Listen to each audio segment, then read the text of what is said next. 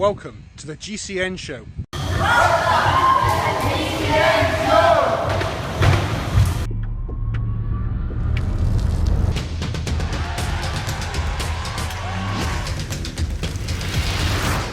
Welcome to the GCN Show.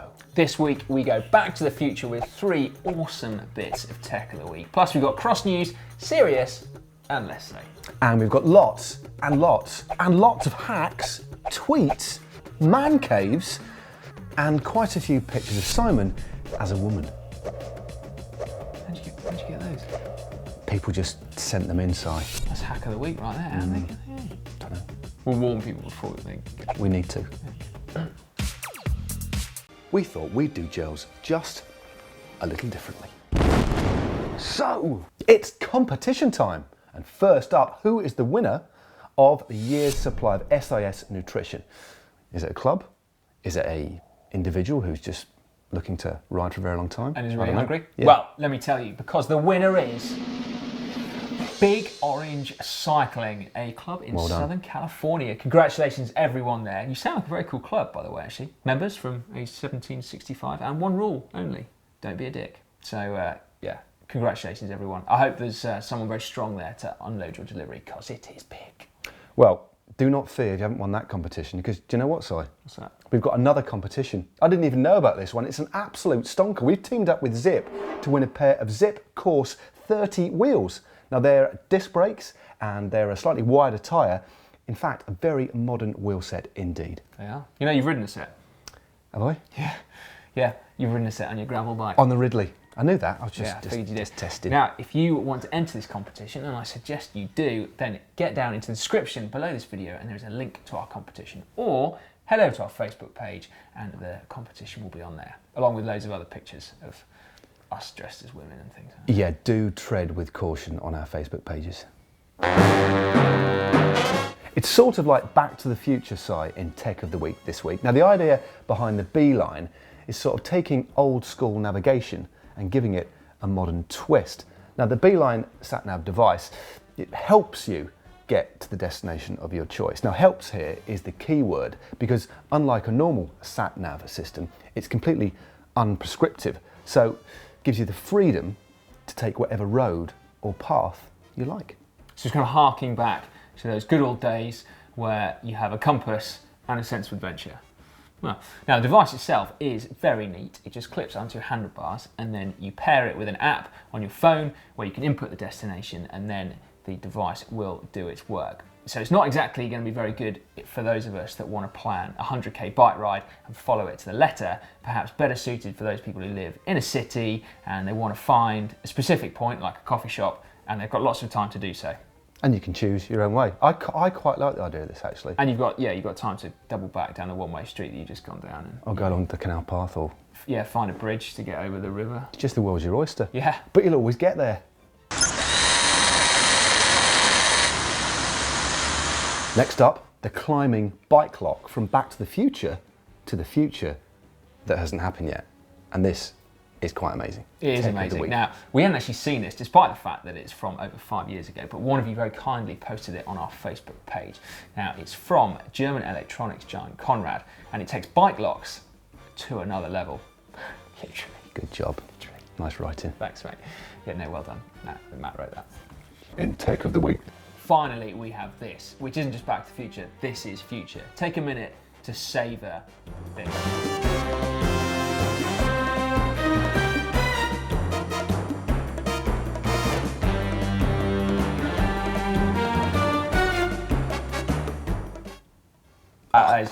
That is incredible, isn't it? I'm still in awe of that tiny little, it's just gorgeous, a lovely little robot. But interestingly, Claudio Chiappucci, second in the Tour de France a few years back, remember, winner of Milan-San Remo, he recently commented that he thought most pros, apart from Peter Sagan, were essentially robots. Perhaps he knows something that we don't. I tell you what, I can imagine Dave Brailsford sat at home with like 9 of these right now, going around his living room, plotting. It's quite possible, isn't the it? next 10 years. Get in touch, Dave. We'd like to see that footage. The B Post Bank Trophy Series race in Belgium took place this weekend. It was the biggest thing in cyclocross over a really tricky and muddy course in Ham. And perhaps smarting from his defeat at the hands of Sven Nys last week, Wout van Aert went very early on and stayed solo for the entire race for, well, what can be only described as an imperious victory. Yeah, it was. Now, Nys, though, is clearly in cracking form because he held the youngster to just less than 20 seconds, whilst the rest of the field were considerably further back. Kevin Powles rolled in third, over a minute down on Nys. Yeah, and in the women's race, British champion Helen Wyman took her maiden victory of the year, perhaps profiting to a small degree by mechanical from eventual second-placed rider Sanne Cant, whilst another Brit, Nikki Harris, was third. Yeah. Now, at the other end of the cyclocross spectrum, the dust/mud is still settling from the single-speed cyclocross world championships. Now, the victor has to get a commemorative tattoo or face a lifetime ban from the sport. That's nuts. Yeah, so Adam Craig this year won the men's event and he duly stepped up to get his tattoo, his third tattoo in fact, only to find that this one is unique because it has a typo. And what is that? Single speed cyclo world cross championship. Look at the size of that person. It's like this, that's massive. His bicep, you mean? Yeah, it's bigger than anything on GCN. Actually, how big do you think his biceps are? I could get me tape around that. Another date to get myself over to the single speed worlds next year. Well, just show him how it's done, mate. Staying with cross, did you realise it was Tom Bonan's charity event at the weekend? I did see that. Saw several high-profile and seasoned road riders looking at times a little bit like fish out of water. In fact, fish on sand. Is that right, Matt? I think GCN viewers are probably quite familiar with the seasoned road pro fish out of water. Yeah, it was won by Sean B actually of Lotto Soudal. Just get you interested. No need for that. I've tried my best, Si. Yeah. And here's a picture of Marcel Cattell actually from his Instagram page, looking like a fish out of water. Anything you want to say here, Matt? Nope. It's time for hack/bodge of the week now. And it's got to be said, I'm absolutely loving this section of the show. Crackers. I'm really enjoying this. Okay, so first up, we've got Splashes of Plastic, who has created a mount for his Garmin that goes on his aero bars. Now, he's said he's printed it, a 3D printed mount, and rather than answering our question of hack versus bodge, he said it's neither a hack nor a bodge, it's a mod. This is more of a mod, so clearly he's pretty impressed with it as well as us. Because that is pretty pro. Yeah, it's probably a pro mod or a mod pro, one of the two. Anyway, moving on. We saw this on Instagram. This is a cracker. Yeah. This is from Benny True Capelcourt. I think I got that right. Now he's written quite a lot, but to cut long story short, rather than buy expensive overshoes, he's gone to a scuba diving shop and bought a pair of scuba diving booties and simply cut the shape of the cleat in the bottom. That is good. I used to train with Zach Dempster sometimes and he used to do that. So that is remarkable. Now, here we go. Next up, we've got Gwyl Park, who has found a use for his old aero bars. Now, this is cool. Check it out. That's a turbo training iPad mount. I thought it was a framed picture of Dan Lloyd. Oh, yeah. It's one of the two, but either, well, fair enough. Yeah. Whatever tickles your fancy. Right, what's up next, Matt? Next up is from Ahmed Al Karim, and I think this has to be probably my favourite bodge of the year. Good almost. Lord, what on because earth is that? It's basically, unfortunately, he got his saddle and seat pin stolen. So what did he do? He stuck a trainer on it, and apparently he's been riding that for the last 6 months. I mean, look, it actually looks relatively comfortable, but that is just ingenious. That is an excellent bodge. Is it your favourite a little bit as well? Yeah. You did like that one, didn't you? That is. No, but I'm sorry, that is definitely a bodge. Now, last week, you may remember, I very bravely asked for pictures of your helmets with swimming caps on top. Anyway, you all duly delivered in the nicest possible Some lovely way. colours. Yeah, so there are some brilliant looking bodged aero hats here. But we also have to say, by the way, someone pointed out in the comment section that actually it is a little bit dangerous. Helmets are designed to have a plastic shell that's slippery for a reason. And so if you have a helmet that grips the tarmac when you fall off, it is very, very bad news. So comedy value aside, take the swim cap back off because it might kill you. As well as looking terrible and a proper bodge, but you know. Like take photos, then take them off again, is what we're trying to say. Yeah. The South African one looks cool though, doesn't it? They do, and the pink one. I like all of them, to be honest with you. They're still aesthetically very, very pleasing. You remember in last week's show, Dan asked you to send in pictures of your caves using the hashtag GCN Cave. And that's boy, like a man cave or a woman cave. yeah, I'd call it everybody's cave, really. Not just a cave. Or a kid cave, really. Just caves. And you've delivered in spades. Here we go, hit 'em. Well, first up, we have Jean Pelado. That's very cool. And Turbo training along to a GCN show by the look of it. So. 2 tellies as well, both with GCN playing. 2 TVs. 2 TVs.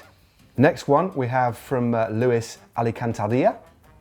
3 bikes. That does look pretty good. Clearly likes a Scott there. He's got the same one as me and Lloydie. Nice wooden floor as well. Good choice. Next up. Next up, we've got Bobby Dazzle. That is a very smart looking man cave there, Bobby Dazzle. He's got his turbo set up, and that is cool. Good Very, work. very neat. Very good Nice work. use of the fan as well to keep cool. No drips.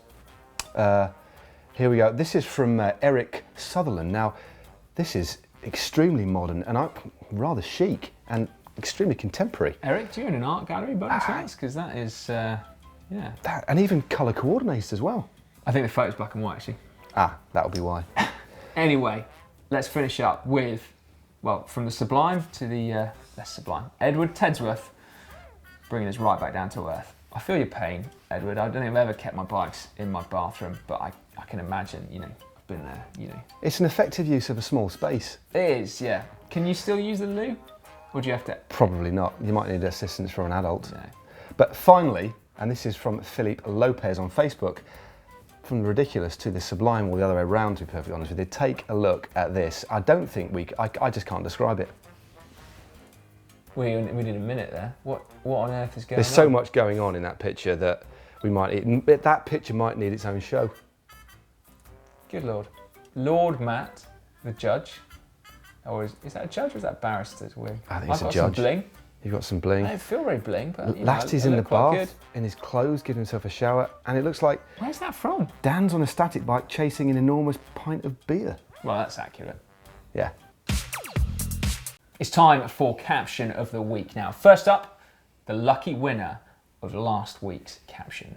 It is Scott Kendall, who said, Simon's face as he discovers that he's been applying chamois cream wrong for the last 15 years. It's pretty good. I mean, by the look on your face, that's pretty much what you said in your mind. Yeah. Very good. Now, this week's is this. It's a picture of the Movistar team at their recent team launch, stroke new kit unveiling in Pamplona, all wearing blindfolds. I'm going to start you off. Use the force, Alejandro.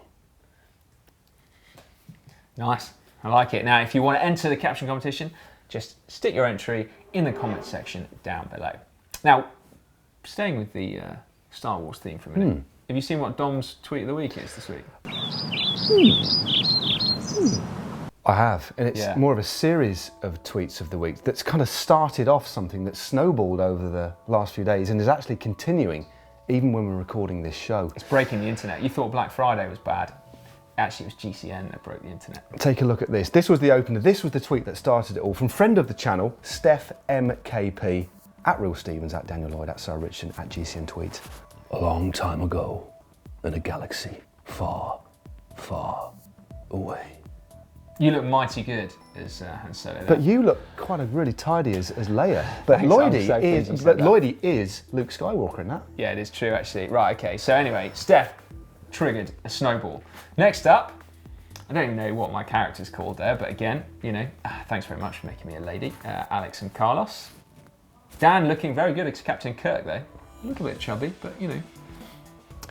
And I must admit, I think it's Scotty or Bones that last year's, and just looks a little bit odd, doesn't he? It's a little bit frightening. The stuff of nightmares, really. Poor old Lasty in that one. And I think I look like Spock with glasses on. That is quite good actually. Spock with Ray-Bans on. But there we go. Moving swiftly on to Girona cycling. This I've got no idea what you were thinking. It's dark on so many levels, except for one, which is that Lloydie looks remarkably like he actually was in ABBA. And you. I mean, I had a bit of a crush on the ladies in ABBA when I was a kid, and it works. I've pulled it off. What can I say? I've just got that kind of face. And then to finish things off on Tweet of the Week, whether this will wrap things up, I really don't know. But take a look at this from Alex and Carlos. This had to be done. GCN Tweet, Real Stevens, and Sarah Richardson. It's obviously from Titanic, and when he says had to be done, what I think he means is should never ever have been agree. done. Unless, actually, someone pointed out on Twitter, you placed my face with Alberto Contador.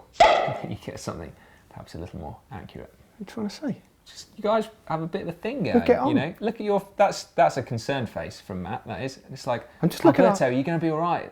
Just looking after your in the Tour welfare. de France this year because you had a really hard Giro.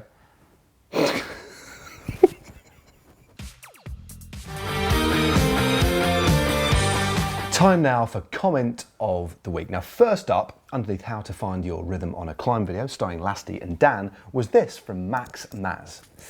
Sitting down works well for most people, but Tom has won every bike race he's ever been in by getting out of the saddle. No one can beat the last man standing. That is a very good one.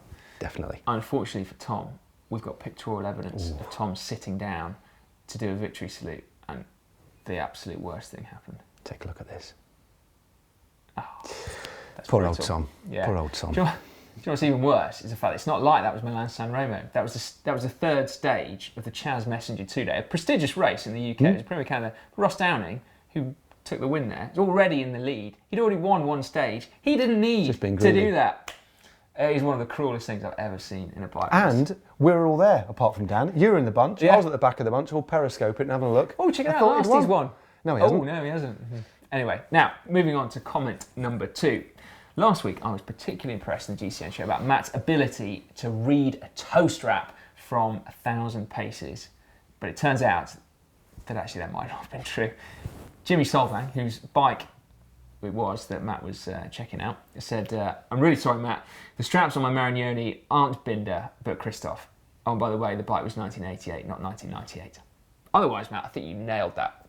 So I got everything wrong, apart from the colour of the bike.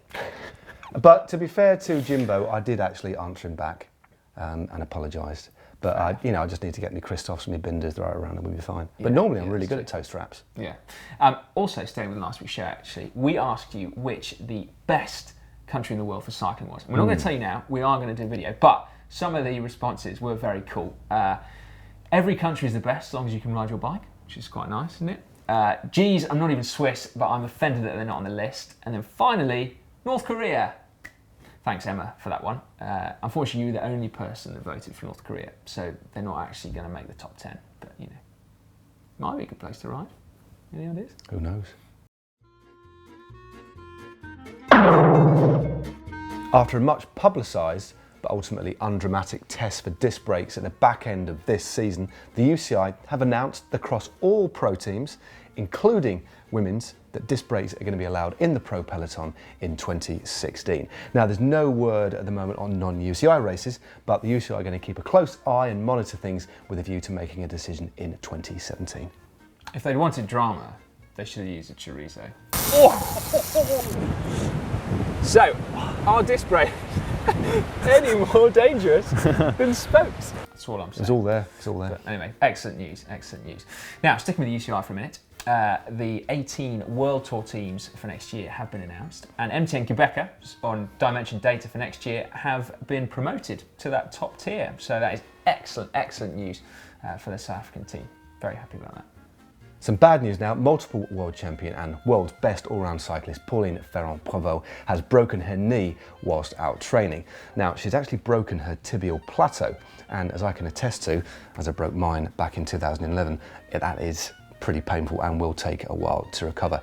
We wish you all the best, Pauline, but unfortunately it does mean she's not going to be able to defend her World Cyclocross title in January. Yeah. Now, if that didn't make you wince, this next one will, because Australian Drew Ginn, who's a former Olympic rower, tackled the record, the world record for the greatest distance covered in 24 hours in a velodrome. Oof. Now, I can only imagine the pain, but it was compounded probably by the fact that he chose to do it on the Brunswick Outdoor Velodrome in Melbourne, which it's iconic, it's very cool, but also it is supposedly very, very bumpy. Now, unfortunately, Drew did miss out on the world record. He took the national record with a staggering 836 kilometres, Whoa, that's an average impressive. speed, therefore, of just a shade under 35k an hour. So fair play to you. And also, better than that, he raised $30,000 for cancer research. So that is super stuff. But he did spend $1,000 on chamois cream. Remember. I always wear it like this and then helmet over it. Now, it wasn't cycling shorts, but cycling hats that were the subject of discussion in this Quite cool little video by Giant Alpe promoted by their new clothing sponsor, Edge de Onda. I would ride like this. I think it's actually faster like this than like this. It's really good actually. And with like this, it's like a spoiler, so keeps you down. If I have it like this, I don't see much. You know the coolest thing about that video, right? You're going to tell me, aren't you? Oh yeah, they all say peak up.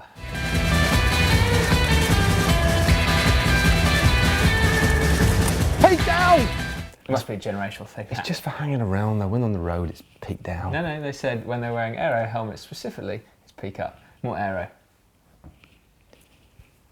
Helmet, and then you go like this.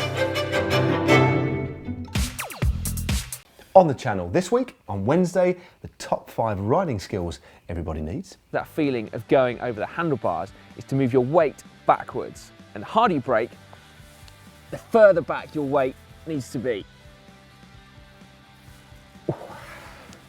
Right, mate. This is something that is really worth practicing because it should very quickly become instinctive. So just repeat it over and over again from your normal riding speed, gradually increasing how quickly you come to a stop. On Thursday, it's had top 10 gifts for Christmas. Oh, yes. On Friday, Hey guys, I'm Hannah Grant. We're gonna make coconut bars today. her chocolate bars, Nice. apparently. Saturday, we've got Marcel Kittel's Pro Bike. Sunday is off the back as usual. And on Monday, we show you how to replace a broken spoke. Actually, I'm going to watch that. Yeah, you I probably should do can't. it. I can't. On Replace a spoke. Tuesday then, Welcome to the GCN Show. gee, let me think. I wonder where we'll be. Back on probably this couch, but with Lloydie. Hey, Lloydie's back. I've just got another message in from our producer. On Friday, there's another video. How to ride in the dark. It's a lighting video, by the way. Thanks. Right, well, Cy and I are now lit up like Christmas trees, which is great for riding around in the dark. But what we don't have yet is lights with which we can see the road in front of us. This is when we bring the big guns out. Boom. Well, not actually big. These are still pretty small, light and easy to take on and off your bike. But what they are doing is giving us enough light to illuminate even the darkest of roads. Right, it is time to leave you, but we leave you with Extreme Corner, and this is a short clip of Danny McCaskill, the Wizard's new and very cool film, Drop and Roll. Drop and roll. Drop and roll. Drop and roll.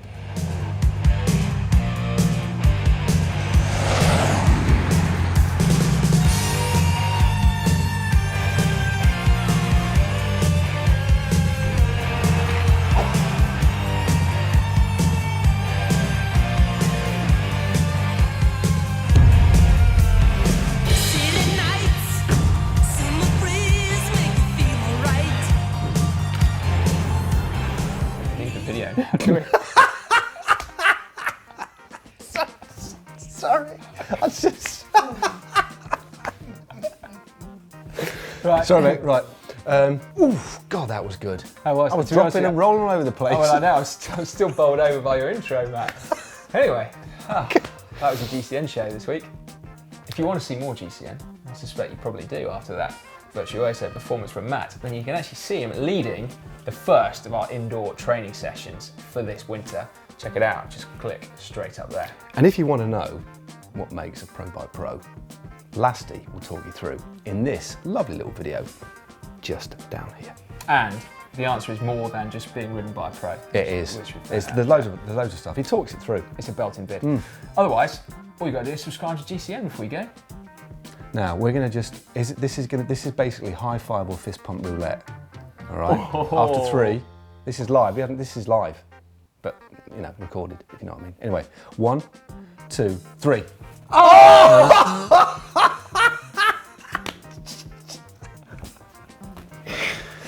Give the video a like if you want. Just go now. Thanks. That was bloody brilliant. Fist bump.